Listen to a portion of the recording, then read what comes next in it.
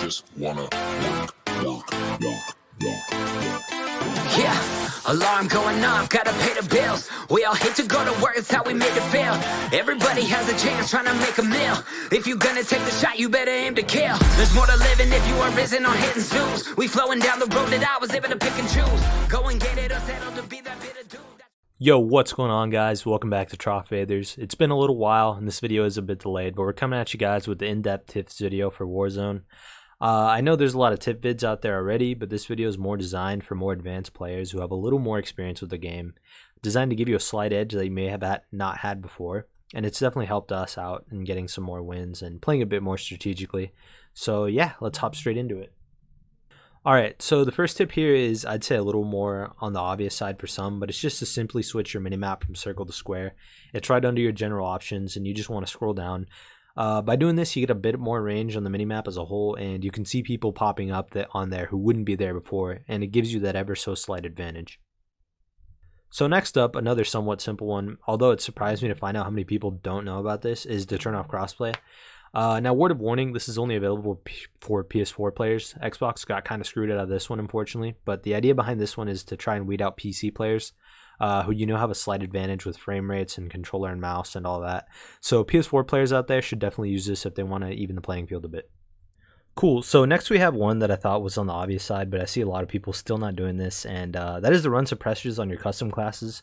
Shooting Warzone draws a ton of attention to you and you pop up on the minimap for everyone to see. So this one just makes sense. I recommend the monolithic suppressor that most guns have. Not only does it silence your weapon, but it also increases the damage range. And this attachment is just perfectly suited for Warzone in my opinion. Another thing I recommend to put on your classes is attack laser. Typically this is the only attachment I'll run for speed, or ADS speed, because it not only doesn't hinder your aim, but it's an attachment that speeds up the ADS and your steadiness. I'll typically run these two attachments grouped with other attachments that extend the damage range and improve my aim. Next up, this one's pretty simple and helpful, especially if you're rolling with a squad and you guys are in the same gulag, which happens more often than not, is just to call out where the enemy is so they can anticipate where they're coming from and help them win. I'll call him out. Rock at the claymore. He's coming mid. He's on your right now. Good shit. Alright, so this next tip is pretty cheap admittedly. I really wouldn't recommend doing this unless you're trying to up your KD or something. I actually discovered this by accident, but when you're dropping into the map, if you wait till the very end, the airplane will automatically drop you in, and you'll end up landing with, well in this case it was only one, but sometimes it could be a bunch of AFK players, and you could end up cleaning them up just for easy kills. This happened to me a few times to me and Joel, and when we were AFK and we just found people when we came back. So yeah, pretty funny one, but wouldn't exactly recommend it all the time. Then we have my go-to drop spot fresh out of gulag, which is superstore, or as I like to call it, IKEA. So pretty much, if I can, and if it's still in the circle of course, I'll drop in superstore if I won my gulag. The reason is that there's a lot of loot there, and a lot of people drop there at the start of the game, so there's just going to be a lot of loot there to scavenge, and most of the time there isn't many people there after their initial drop-in wave, so it's a nice place to loot up quick and to just kind of pick up the scraps. Cool, so next we get a rushing method for solos that I use, and I use this just to feel like playing at a fast pace, but it also really helps you get a better feel for the game, and it's overall just a good way to improve your offense and practice by engaging in more gunfights. And essentially it's just rushing and continuously buying UAVs, so you'll always know where someone is and have someone to attack. Even if you pop your UAV and you don't see anyone on the minimap, if you bring up the entire map, chances are you'll be able to see someone, and you can just ping that manually and know exactly where they're at and go ahead and engage them. And if you get good enough at this, after doing it for a while, the people you kill will drop enough money for you to essentially have unlimited UAVs. So it's just a cool little method that just really improves your rushing. And if you're one of those people who just likes to engage constantly, I'd recommend trying this out. Alright, so next we have switching your perks when a second loadout comes along. A lot of the times if you buy a loadout or if you wait long enough, a second loadout will drop relatively close to you. And me and my friends usually go for it just to get different perks. For me personally, I get Ghost on my second loadout and just pick up my weapons. So I get 2 primary weapons plus Ghost. And you can do this if you already have Ghost from your first loadout and pick up another primary. So it's just a great way to kind of get the best of both worlds. Alright, so this next tip is actually something that's being recently discussed within Warzone groups, and it's not 100% confirmed. I just actually found out about this.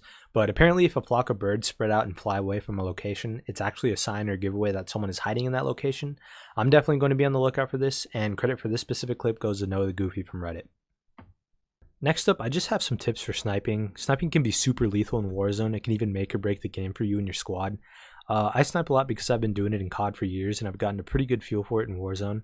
The best tip I can give is to just keep moving. Never just stand still and hard scope your shots unless you're in a super protected position. It's just begging to get your head picked off, honestly. I see a lot of enemies doing this and that's how I pick them off. And if you're constantly moving them around and not aiming in for too long, you'll heavily prevent this. Another big tip I can give is don't compensate for your shots too much. I was doing this at the beginning of the game because I didn't really have a feel for it yet. Of course, the compensations you're going to have to make do depend on what attachments you're running, but if you're running attachments that increase the damage range, which you should be, you usually only have to aim a little bit above their heads, even if they're a good distance away.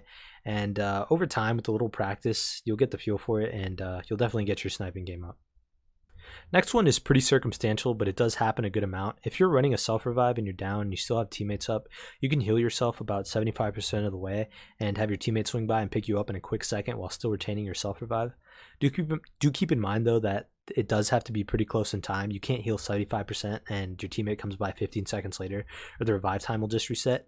But otherwise, it's possible, and if you time it right, this is a great tip to utilize to your advantage. Then we have something I like to do, and you should always have at least one person in your squad do this. And this is dropping in a few seconds behind the rest of your squad so you can survey the location a bit and mark enemies that are dropping nearby. So this is super useful because it gives you and your team a good idea of what to expect, and this can help prevent dying in the beginning of the game quite a lot. He went to public school. Alright, you got one squad on you guys?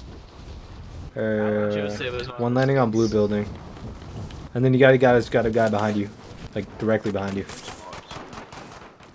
So next up we have a tip that I've only ever learned about recently, and I feel kind of stupid for not knowing it earlier. But if you open your map, you'll see all the contracts and the buy stations, and the arrow will be pointing up or down depending on where you are. And it essentially designates the location whether it's higher or lower from you. In this case, you see all the arrows lower because I was all the way up and down, so it's indicating that it's in a lower position from me. And this is also the same case with UAVs. The arrow will be pointing up or down, showing you where the minis are higher or lower than you. And if they're level with you, it'll just be a plain red dot. And that's the same with the contracts as well. There'll be no arrow. Alright, so another good tip I can give for gulag is to be somewhat aggressive. I'm not saying just rush over to their side, but constantly moving and listening definitely puts some pressure on the enemy.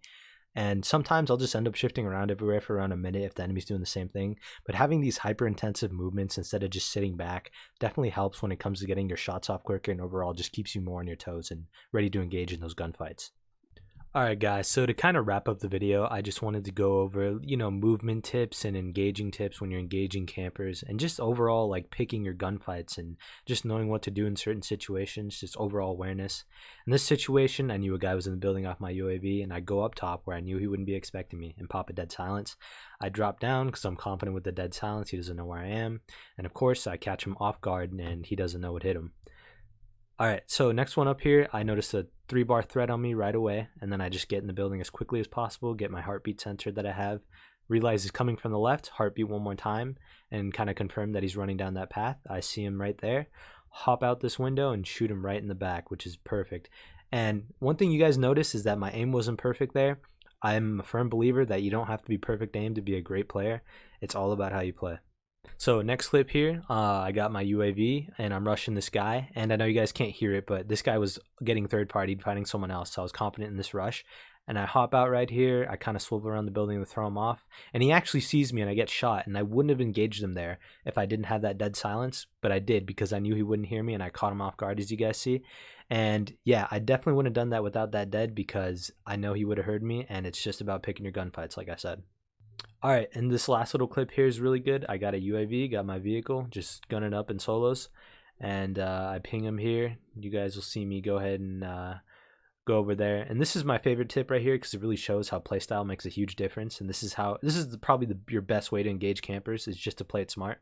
So obviously I know he's camping in the building, so I immediately get up top because I know that's your prime position. You always want to have the high ground. If you can get the high ground, get the high ground. That's probably the best tip when I can give you when it comes to gunfights. So he's not popping up on heartbeat. Sometimes it's glitchy. I know he was on the UAV, so he doesn't have ghost, so you can't always trust the heartbeats, but usually they're pretty accurate. But in this case, it definitely fucked me over.